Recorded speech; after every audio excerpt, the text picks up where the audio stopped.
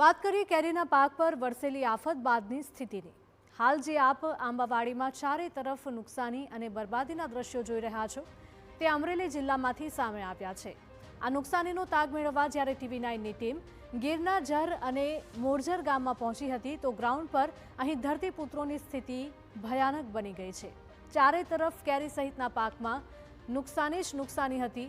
માત્ર ધારી નહીં પરંતુ બગસરા, ચલાલા, ખાંભા, અમરેલી સહિતના વિસ્તારમાં ભારે નુકસાન જોવા મળી રહ્યું છે।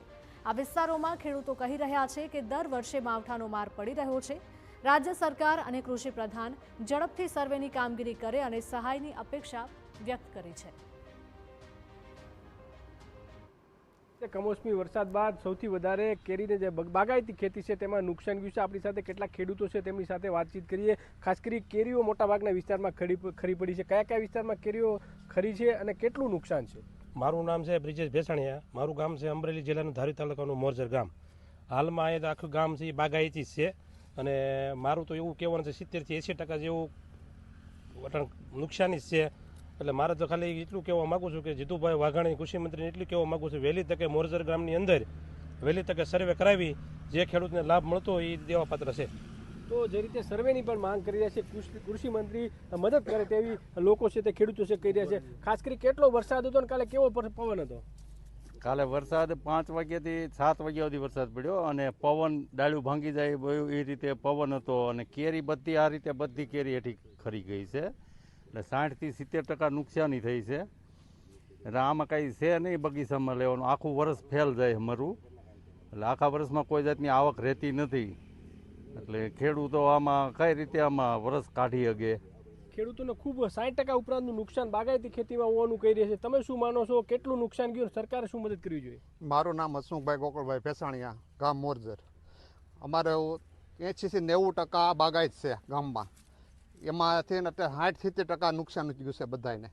બીજા નંબરમાં કે ખેડૂતને આની ઉપર જ હોય, બીજું કોઈ અમારે કાંઈ છે નહીં વાવેતર, બાગાયત ઉપર જ હોય। એમાં દર વર્ષે ક્યાંક ને ક્યાં બગીચો ન આવે અને કાં આ રીતનું આ વાવાઝોડું આવે કે વરસાદ થાય।